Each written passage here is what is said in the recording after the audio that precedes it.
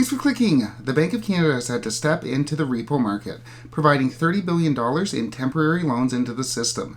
This according to absolutely zero media outlets, but found on the Bank of Canada's website. I've been very busy. The repo operation, which the bank only does when overnight funding conditions require a temporary liquidity injection, meaning cash, demonstrates growing stress in the system.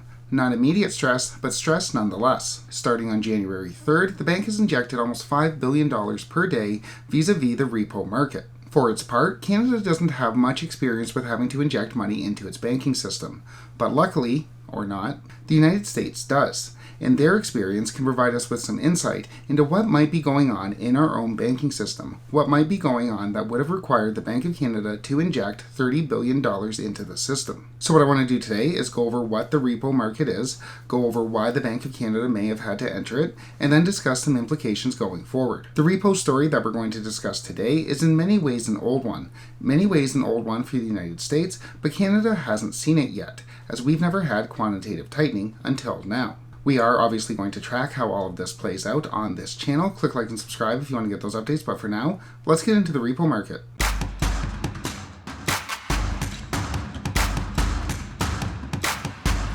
On to the repo market. First off, what exactly is the repo market? Repo stands for Repurchase Agreement. Repurchase agreements that happen every single day and occur between banks and other financial institutions. At the end of the day, every day, a bank may not have enough cash on hand to handle its operations. It may have lent it out to various other institutions. It may have lent it out via mortgages, it may have bought government bonds, credit cards, etc. For whatever reason, a bank could be out of cash. Welcome to the show. But, on the other hand, while the bank may be out of cash, it does have assets, it does have collateral, it has those mortgages, it has those government bonds. So at the end of the day, every day, if a bank is out of cash, if a bank needs liquidity, it can go to the repo market. It can use those mortgages, those Canadian government bonds, as collateral and get a loan and get the cash that it needs to have on hand. It's like getting a mortgage on your house. You put up your house as collateral, you get the cash you need. So, under this system, the bank gets the cash that it needs. The lender, usually another bank or financial institution, gets a small amount of interest vis-a-vis the repo rate, the amount of interest that the bank is paying on that loan, and everyone is happy. This happens every single day. Usually we have between $10 and $20 billion worth of transactions in the repo market, unbeknownst to most Canadians. So, just to summarize, if a bank has lent out all of its money, if the bank doesn't have any actual cash, it's provided too many mortgages, it's lent too much money to the government, but it has those assets as collateral, it can go to the repo market for a short-term loan. It can go to the repo market to get the liquidity it needs, and it puts up those assets, those bonds, as collateral. Don't make me come look for you. Unless, that is, A, the other banks don't value the collateral being put up by the bank that is out of cash, or B, there is not enough cash out there to be lent to the bank that is out of cash. Let's take a quick look at both. Well, obviously, a gross oversimplification, a lack of collateral or a lack of valued collateral was one of the main early warning signs of the 2008 financial crisis when Lehman Brothers' collateral wasn't valued by the other banks, and the company couldn't get the short-term loans that it needed. I don't want it. Lehman had a lot of toxic mortgage-backed securities on its books, mortgage-backed securities that weren't valued by the other banks, and couldn't go to the market for short-term loans as no one wanted to loan on those mortgages. No one valued Lehman's collateral. And if a bank can't secure its short-term funding needs, that sends a message to the market that that bank could be in trouble, and panic obviously ensues. And the other possibility that there's not enough money out there to fund, not enough liquidity in the system to provide for those overnight loans, is what we saw back in September of 2019. Back then, as we've discussed before on this channel, when the Federal Reserve stopped buying up U.S. debt, stopped buying U.S. treasuries, U.S. banks had to step in. As a result, too much cash was drained from the system, too much cash went to the U.S. government, and there wasn't enough money out there to fund repurchase agreements, to fund those overnight loans. There just wasn't enough cash. Everyone had collateral, everyone had U.S. Treasury bonds, but no one had cash. And when there's too much demand for something, demand for cash, but not enough supply, not enough liquidity in the system, the price of that cash goes up. The repo rate spiked, going up to 8.5% at a time when the Fed's funds rate was only 2.25. In 2019, luckily, depending on how you look at it, back in 2019, the Federal Reserve stepped in, entering into its own repurchase agreements, providing $53 billion worth of cash in exchange for securities.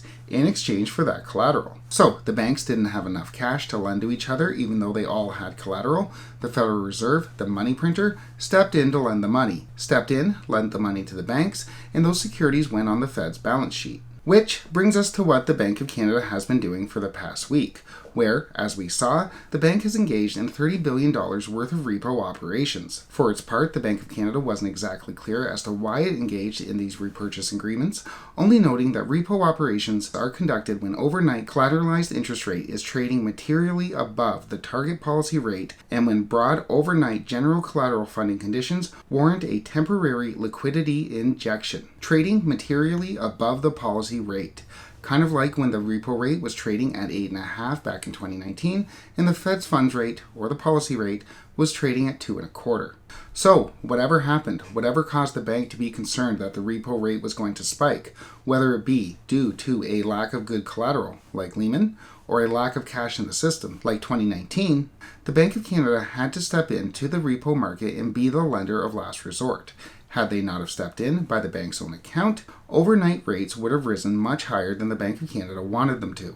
Now, let's be clear, I don't know exactly what happened, the who, the where, and the why. Well, maybe the who and the where, but not the why. But the bank had to do the repo, and as far as I can tell going through the announcements, the bank hasn't had to engage in a repo operation in some time, if ever. In fact, if we look at the Bank of Canada's balance sheet, we can see that the bank hasn't bought any assets for quite some time, except maybe a few bonds here or there, but nothing in the range of $30 billion.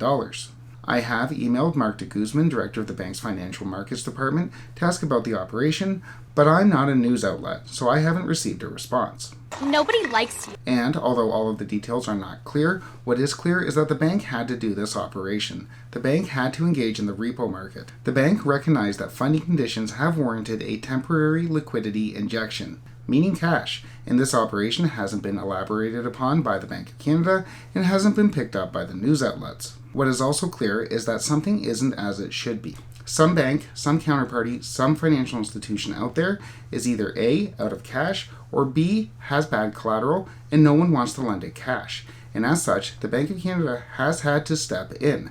And the bank hasn't stepped in, as far as I can tell, looking from the data provided by the bank, hasn't had to step in some time, if ever, besides COVID.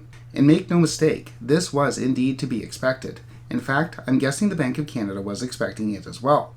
As we've seen this before, we saw this in 2019 when the Federal Reserve engaged in quantitative tightening, which comes after quantitative easing. The central bank puts all that money into the system, they print that money into the system, then they have to take it out. And when you take money out of the system, surprise, surprise, there's a lack of money in the system. Banks can't or won't lend money. And as such, the central bank has to step in. As mentioned, I don't know exactly what happened, but what is clear is the bank is doing this repo operation. The bank is injecting this money into the system vis-a-vis the repo market. What isn't clear as of yet is why. If more information comes out, we will obviously continue to track it on this channel. Click like and subscribe if you want to get those updates. But for now, thanks so much for watching.